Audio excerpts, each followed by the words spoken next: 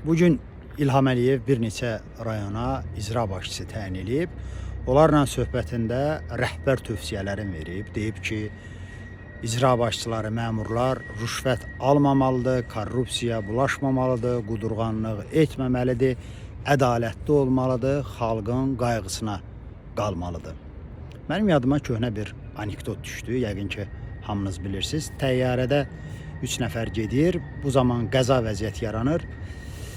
Pilot deyir ki, indi sizə sual verəcəm. Kim o sualın cavabını bilməsə ona paraşüt düşmür.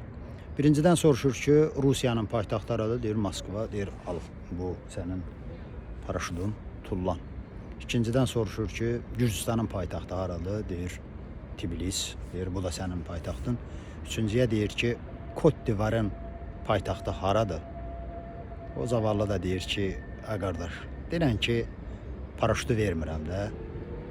Bu nə hoqqabazlıqdır. İndi İlham Əliyevin başçılara o tapşırığı, tövsiyəni verməsi o deməkdir ki, onun rəhbərliyi şəraitində icra başçısı işləməyin. Həmin göstərişlərə əməl eləyib, sizcə Azərbaycanda icra başçısı işləmək mümkündür, yoxsa yox?